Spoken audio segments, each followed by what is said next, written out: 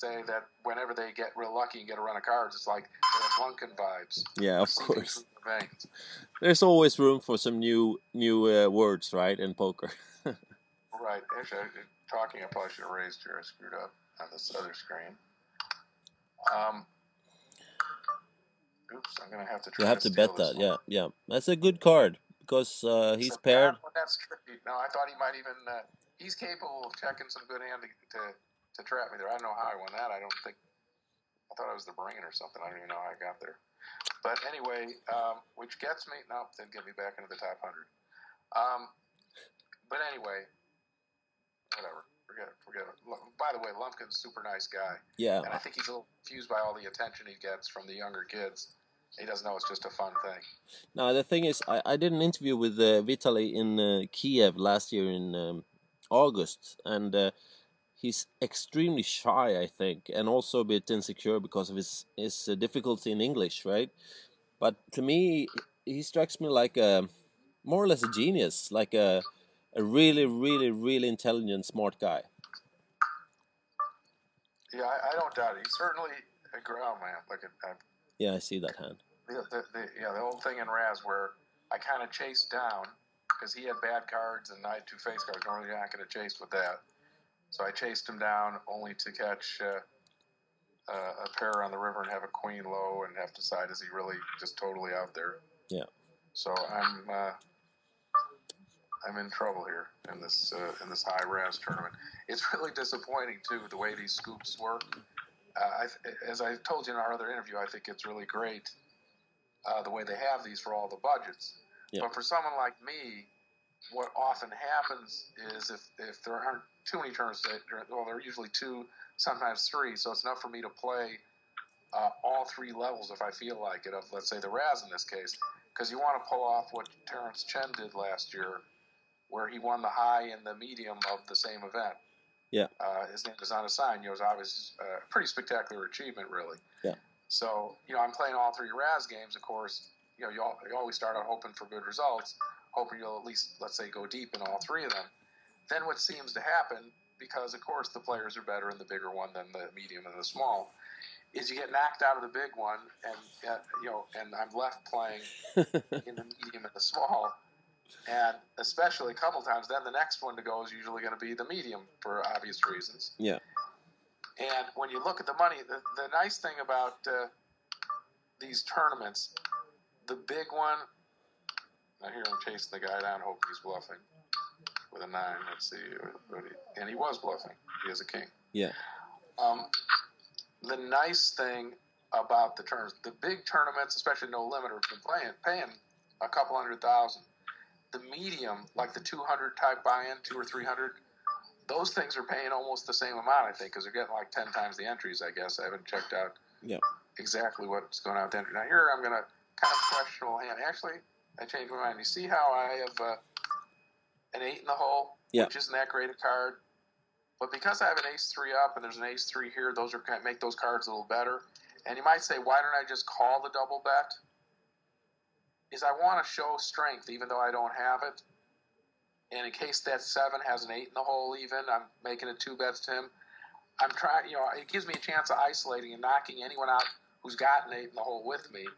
And also, I'm representing a stronger hand than I have, which may help down the line. I may get a fold that I wouldn't have gotten if I'd have played it more passively.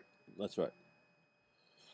So you have good hands. You have a good hand on the big one as well, 2, 4, 5. Yeah, now I'm obviously in bad shape. Oh, I didn't even notice the 7-5. At least he's all in. Now this was critical to hit a good card at this point. And now there's too good a chance I'm drawing dead against Titan. And I put in all that great advertising money, but I didn't have the board to go along with it. And of course here, I paired 4s, which is bad, but I'm going to be forced to bet and get raised and get head up against Brian. Now right here, when I bet this 8, see, he was... Yeah, there you go. Have to give up. Wow. At this point, there's no reason to really bet anymore. And I don't think he's going to be bluffing in this spot. From my play with him before, it looks too much like I've made the 8, and some people I would call there, but I'm not calling him.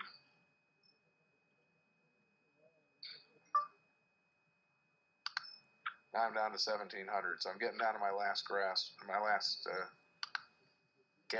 over in the big game. And like I said, the payouts are good for the big one. The payouts are still good for the medium one. And for someone who plays bigger stakes like I do, the small one, the payouts aren't so good. No. I mean, if you win first place, you'll still feel good about it. But if you don't win first, if we look in this event where you don't have a lot of players, 21,000 for first place. Now, obviously, that's the medium one. That's the medium one, Let's go to the small one because Razz is getting 10,000. Obviously, I'd be happy to win 10,000, but it's kind of hard to expect to win. Yeah. Yeah, it's a very long shot. Are you? I mean, you're, which could you say, old school cash game player, mainly cash game player. Do you care about scoop points and stuff like that? The way it usually works for something like that, for me, is if I was doing well, then either someone would remind me or I'd say, hey, I know they have something. I have no idea what the award is for getting it, but I know you get something for being the points leader. Yeah. So if I would start caring if I was doing well. Yeah. And I didn't get to play. I had to skip several days. And so far I've only made one final table. But for instance, if I made 2 more final tables, then I would probably go to wherever it is you go to look up points and see how I was faring. Yeah. And I'd probably, and I'd also say, what do you get for it? I don't know. I know in PokerStars, the way it works with some of the different things they have, you might get tournament packages or something. I don't know what it is for this. Yeah. But something like that. So, they're worthwhile. So you have to factor those into your, what you're able to win. And, if I ever got to that point, I'm sure I'd be playing the last few days of the scoop, playing the high, medium, low, even if I hadn't initially planned on it. Now, here's a situation. Yeah, Look at this. Very interesting. I have a Jack 5, the guy bet a 10. I got position behind him. I'm drawing really good. I'm going to raise him. And because I know I'm not roughing the hole, maybe he is. Yeah. He might have heard something. At this point, he's probably drawn dead, actually, now that I hit the 8. And he should know I have to have an 8. He probably shouldn't pay me off with a 10 there because I might not have raised him drawn to an 8. Let's see what he had.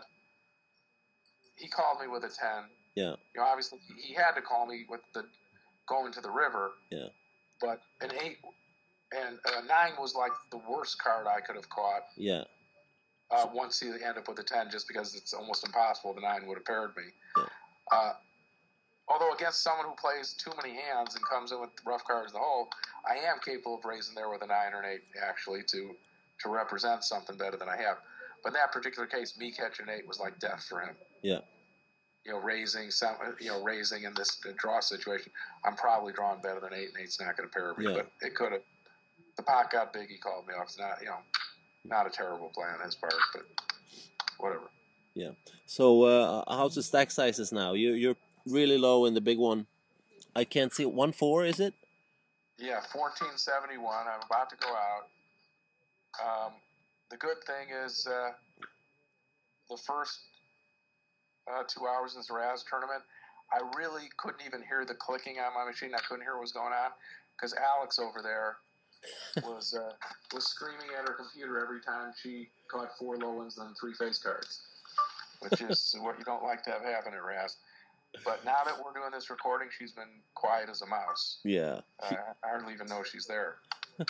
So Alex is a fan of these. That's a girlfriend. She's in the room, and we can't see her because we're watching your screen. She's a fan of these. Have you taught her well? She's a good limit player. Yeah.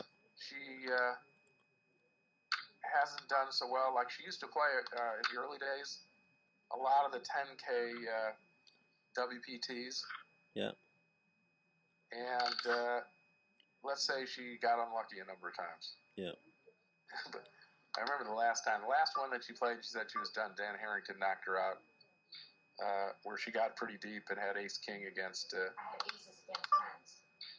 Oh, yeah, an ace? No, but Dan Harrington had like... Aces against tens. Oh, that's what he knocked you out with? Okay. Yeah. Okay, she had aces against tens. That was like her swan song. Then she said, "Forget it,"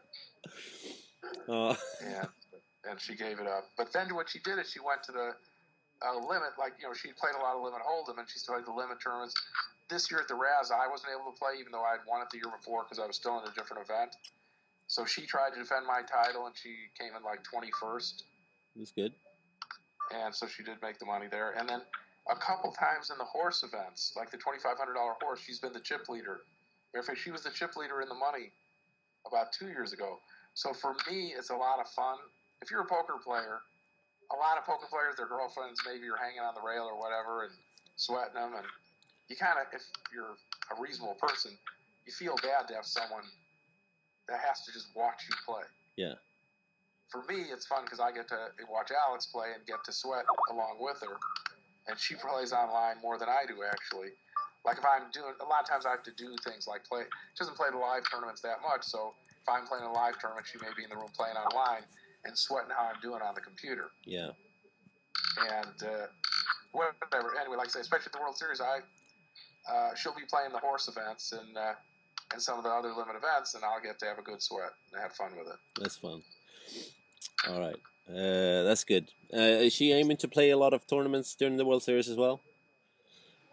Well, she usually doesn't play. Last year she played 4, and I think, you know, made the money in 2 of them.